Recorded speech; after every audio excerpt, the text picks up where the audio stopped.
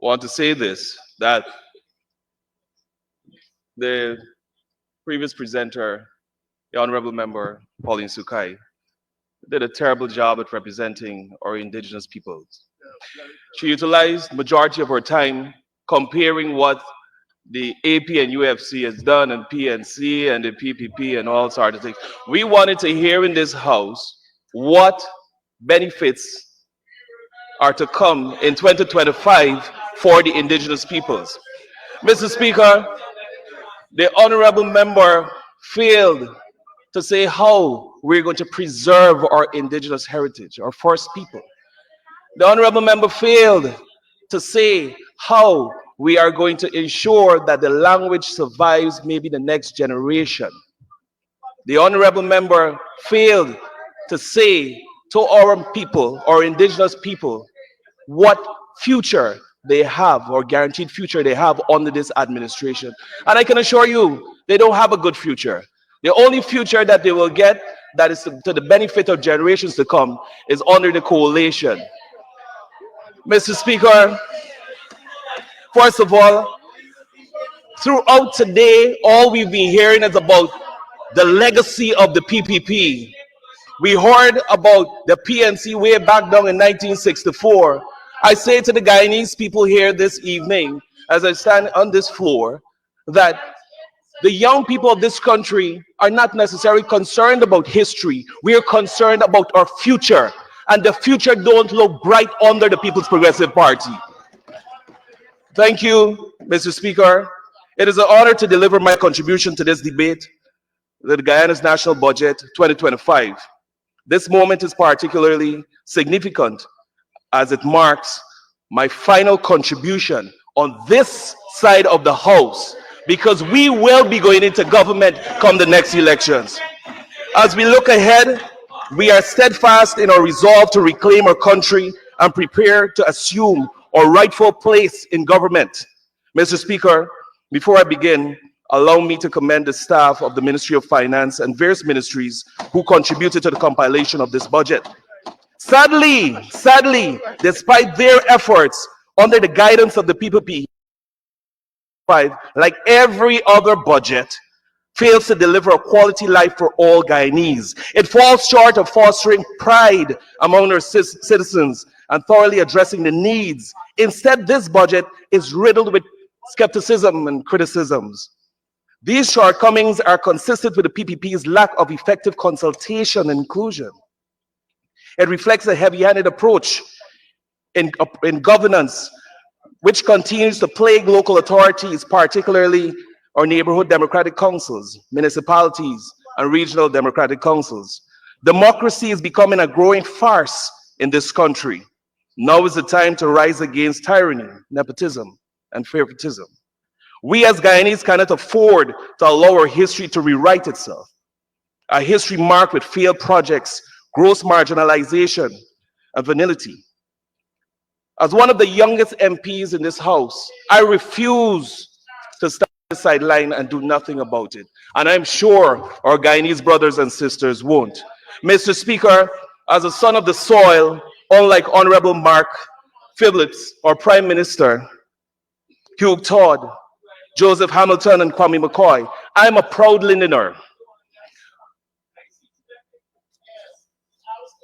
Mr. Speaker, I hail from the heart of Guyana, Region 10.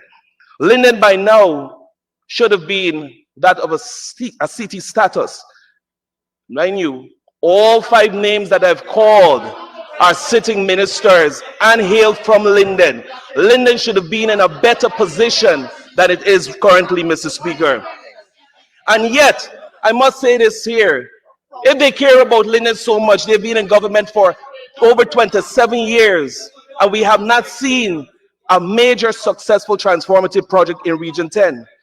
And yet, they parade themselves weekend after weekend. The Honorable Prime Minister comes into Linden making a set of noise with your siren and flashing lights, but you are not delivering what the people are asking for. Mr. Speaker, contrary to what the PPP reports, Upper Damara Barbies youth unemployment is very high. The greatest resource, as we are fully aware, is that of human. We need to invest more in our young people. But yet still, the government is embracing, but Honorable Kwame McCoy, you're hurting my ears. Your, your lace front, fix your lace front. Mr. Speaker, this current administration embrace a hustle rather than employment. They embrace a 10-day job rather than a full-time job. And the Guyanese youths are tired of this, Mr. Speaker. In 2024, Guyana's unemployment rate stood at an average of 14.62%. This figure is likely inaccurate because we have an influx of migrants in our country. I dare the Honorable Minister Joseph Hamilton to tell us what is his real plan for our young people in Guyana. Let's hear from the Honorable Charles Ramson Jr. Tell us what more you're doing for the young people in Guyana. The young people need proper representation, and that representation comes from this side of the House. We would have heard from Madam Nima Flubes earlier. Fantastic plans. And we will ensure that those plans come into place when we get into government come later on this year. Mr. Speaker, the labor force is in dire need of revamping. The demand for skilled workers is on the rise owed to the construction boom. Case in point, Mr. Speaker, when we look at the Wismar-Mackenzie Bridge, how many Guyanese or Londoners are employed at that landmark project that the PPP continues to claim, even though under the AP and UAFC, the feasibility study was done and we were well on our way to get that project completed. How many Chinese are working there? How many Latins are working there? And we see the same thing happening along the Linden to Lethem Road, which is currently in its first phase. Mr. Speaker, greater representation is needed and the PPP is not doing it. Mr. Speaker, the opposition continues to welcome development because we love our people. We welcome infrastructure improvements. We welcome bridges, roads, but not to the expense of Guyanese people.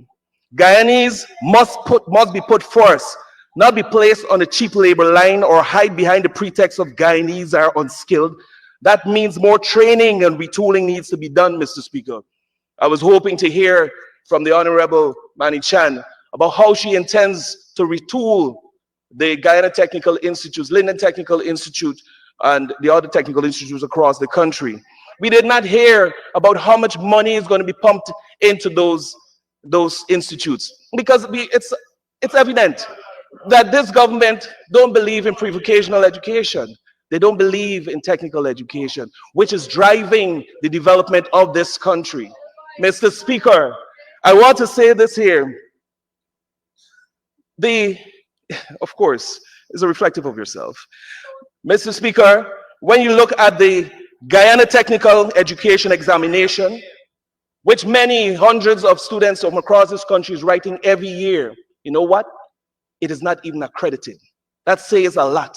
Greater emphasis needs to be placed on accreditation. You don't want to be going to school for 2 years just to collect a piece of paper. You want to be employed.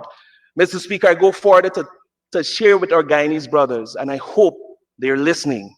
Remittance have historically played a significant role in Guyana's economy. MoneyGram and Western Union, of course. In 2020, remittance inflow accounted for approximately 8% of the country's gross domestic product, the GDP. In 2022, I'm happy that you're paying attention, Guyana received over $510 million in personal transfers. Mr. Speaker, it's alarming to know that this fastest growing economy with a $1.3 trillion budget, right now, remittance stands at 17% or contributes to 17% of this country's GDP. Now, Mr. Speaker, like my good friend, Director of Finance would say, trickle-down economics does not exist in this country.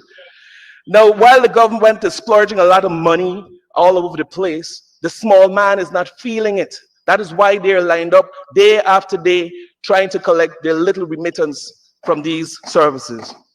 Mr. Speaker, $50 US you cannot go to the market with that. You cannot pay rent with that. You cannot send your children with just that. Mr. Speaker, there's more that needs to be done, and this budget does not reflect the needs of the people. But there's hope. There's changing tide. A changing tide is coming, Mr. Speaker. They will come to this honorable house and say we're cushioning the economy by distributing cash grants. Might I say, sir, it was the same PPP regime that disagreed with the opposition position of direct cash transfer. Mr. Speaker, the citizens have raked up so much debt from courts and bank loans. Some of them will even die before they receive this cash grant. And guess what? When the cash grant was announced, many of them went into debt because they were expecting to get a little something before Christmas.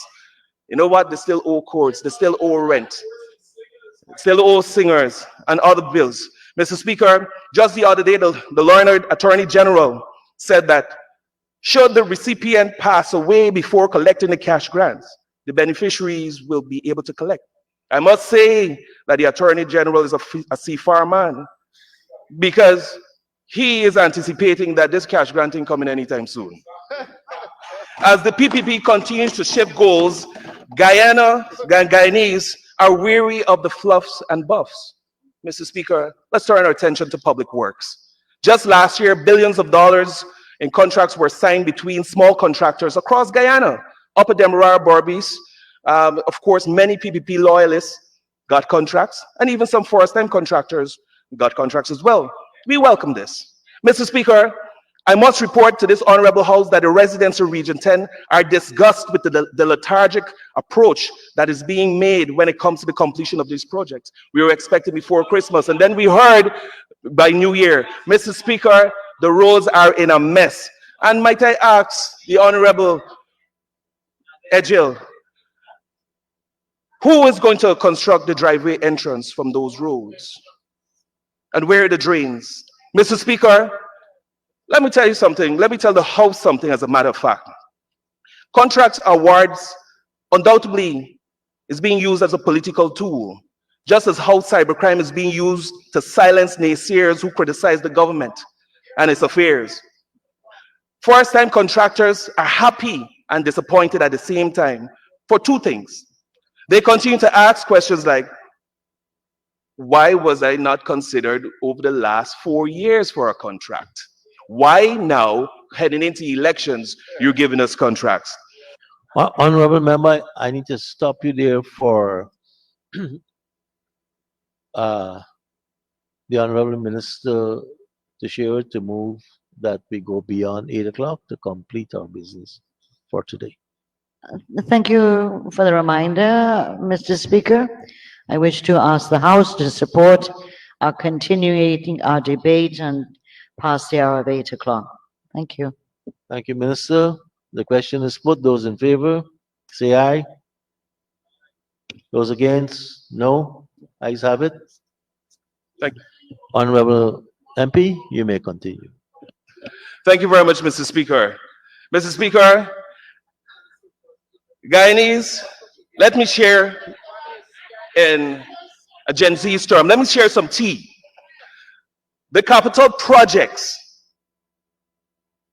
stands at 90% of the budgetary allocation, or 90% of the budgetary allocation for capital projects is awarded to 10% of the PPP's family, friends, and favorites.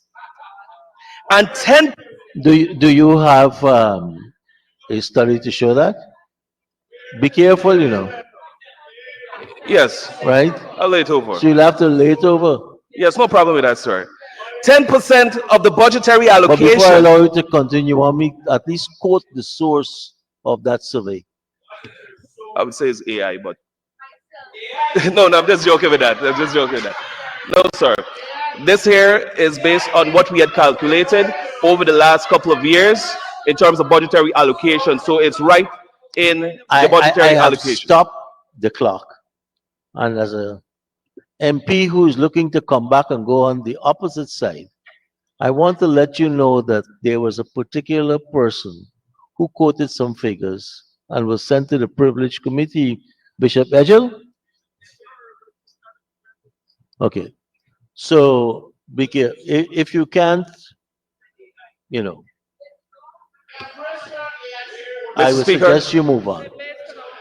Mr. Speaker, based on our calculation, majority of the contracts are being awarded in the sum of an average of a large amount to PPP's families, friends, and favorites, while a smaller or a larger amount, a smaller amount is awarded to a larger group of people, which basically says to us here in this honorable house that the PPP continues to look after themselves rather than these first-time contractors that they so care about. Mr. Speaker, everything that the PPP touches falls apart. When we look in Region 10, the call center, Meadows BPO, which they announced 1,000 jobs for Londoners and young people. And what happened? It never surpassed 150. And right now, it has been transferred to ProChat, which basically is just about 35 persons. What happened to the thousands of jobs that were promised? Mr. Speaker, the Bamia Primary School still continues to be a burning issue. And imagine after 5 years, this school is still not handed over to the Regional Democratic Council. Mr. Speaker, the Wairuni Secondary School, and I believe the Honorable Minister Ani Chan, catfished the residents there in Wairuni because the building that is being constructed looks no way close to the architect's sketch. Mr. Speaker, we've been hearing all day with, thank you very much. We've been hearing all day from the Honorable Charles Ramson. Mr. Ramson, what is going on with the Kokwani swimming pool and the money that was allocated towards it? In terms of Kokwani, let's talk a little bit about that. The Honorable Mark Phillips, back in 2020, you commissioned a 900 kilowatt generator for KUI. And guess what? Today, we're having constant blackouts. This is not Georgetown, this is Kokwani. Electricity is free. Mr. Speaker, when we look at the waterfront road, Honorable Minister Ejil, why is it that the waterfront road is not completed? Even though the mobilization money was granted to the contractor, no work has begun. Mr. Speaker, I then turn my attention to the Honorable Onijwal Run. What is the status of our industrial estate that you've boasted about? And we are willing to accept. What is the update on that? Mr. Speaker, in terms of food security, the Honorable Mustafa boasts about the government and what it's doing in terms of agro-processing. We have an agro-processing plant in Linden, and guess what? 2 blenders and a cake mixer. That's not good enough, Mr. Speaker. Mr. Speaker, when it talks about the promises of portable water, the Honorable Susan Rodriguez, my good friend, would me say we're delivering 100% portable water to the entire Linden. We're there. Mr. Speaker, $150 million was allocated, and this is reference to 2023 budget. $150 million was allocated to the Takama WAF to aid in, of course, the agriculture sector. Mr. Speaker, I visited that site just a couple of days ago. That does not look like $150 million. It looks like $15 million. I'm asking the government to be accountable for the taxpayers' money. Mr. Speaker, in terms of house lots, the government came here and said we've given out 30,000 house lots, or how much thousand house lots, Mr. Speaker? Guess what? A lot of those allottees or those persons who are given a lot are still looking for their lots. Mr. Speaker, I asked the Honorable Minister Kroll to look into this. Mr. Speaker, no allocation for the completion of the Millie's hideout to Sand Hills Road. Mr. Speaker, this government is not serious about food security, since a lot of the lands in Millie's hideout focuses extremely on agriculture. Mr. Speaker, let me go further. There's no incentive to attract meaningful investment in Linden right now, and sub-region 2. Mr. Speaker, I turn my attention to the Honorable Vikram Bharat. Before you turn your attention to him, I turn the time attention to the Chief Whip. Mr. Speaker, I move that the honourable member be given 5 minutes to conclude his presentation. Thank you, Chief Whip. Mr. Member, Speaker, you may continue. of course, it was reported in this House that through the efforts of bauxite mineral and also forest bauxite, we're producing millions of tons, or exporting millions of tons of bauxite. Mr. Speaker, we continue to be bashed on this side of the House with the failings of Russell. But I want to make it clear to the Guyanese people and those that live in the area of Araima, Hururu, and Kokwani, our government stood with the people, with the workers at Russell, because they raised an issue of being underpaid. Mr. Speaker, if this government is so good, why is it taking so long, Honorable Member Vikram Bharat, to find a new investor in Araima, Mr. Speaker, there's much more to be desired when it comes to this budget. Let's turn our attention really quick to tourism, Mr. Speaker. Mr. Speaker, the Honorable Minister spoke about the country's contribution in terms of tourism amounting to over $13 billion, primarily owed to the hospitality sector. Despite that fact, the PPP continues to miss the mark in effectively training and preparing workers in this sector to effectively deliver. Mr. Speaker, we need to continue to focus heavily on training. And might I add, Mr. Speaker, we're still awaiting that hospitality school. But I believe a different approach might have to be taken. And I'm hoping that the Honorable Minister can consider, or in fact, we will implement when we get into government, that we have to decentralize training so that it reaches the people that needs it the most. And the people are saying that the hotel industry in Georgetown, along the East Bank and possibly the East Coast, need to benefit from that first. Mr. Speaker, the APNU AFC, when we get into government, we'll be focusing on developing a niche tourism offering which focuses on ecotourism, cultural heritage, etc. We must strengthen our infrastructure, not only accommodation and digital creativity, but also focus on our transportation network. Guyana must be marketed better to the world. We must not be known as a transshipment point and whatever. We must push our tourism product to the max. It must go all across the world, Mr. Speaker, and more investment needs to be made. Mr. Speaker, we need to strengthen our policy and regulation. More tax incentives must be given to attract investors in the tourism and hospitality sector. We must also diversify revenue streams with focuses on domestic tourism. We need to have more engagements at various tour and trade expos across the world as well. Mr. Speaker, greater support from this government is needed, but sadly, we are not getting that, but we will definitely correct it. Mr. Speaker, let me just, as I prepare to close, I must share this here very quickly, that when it comes to good governance, Mr. Speaker, it's disheartening to know that our Honorable Minister Parag fiddles in the business of local authorities. The subject minister must respect democracy, and it's a bottom-up approach. Why are we fiddling in the affairs of the Linden Mayor and Town Council? Mr. Speaker, it is unacceptable. Mr. Speaker, the PPP embraces bad governance. That is why at the Regional Democratic Council, there's still 2 vacancies for assistant regional executive officers, and the lone deputy regional officer was sent away, and now remaining just the REO. We ask that these vacancies be filled so as to allow for better and greater accountability. Mr. Speaker, the regional tender board is expired. We need a new regional tender board now. There's no board at the Linden House Hospital Complex. In fact, the REO serves as the regional health officer and the CEO of the hospital. That could be right. Make it make sense, Mr. Speaker. The Linden Enterprise Network, $300 million locked away in a coffer. The people need the money so that they can expand their businesses. Mr. Speaker, in conclusion, it is time Guyanese open up their eyes. It is time to wake up, sleep in prayer, Honorable Manichan. It is time for Guyanese to unite and take back our country, take charge of our destiny, take charge of our future. The PPP's governance is marked with poor planning and exclusionary practices. While the country has seen significant economic opportunities through our oil sector and oil resources, Guyanese argue that these benefits have not been equitably distributed. Addressing these governance challenges will require greater transparency, stronger institutions, and a commitment to inclusive and sustainable development.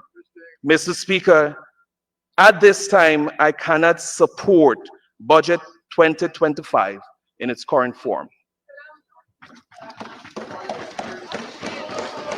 Thank you, Honorable Member, Mr. Sears. And now for the Honorable Member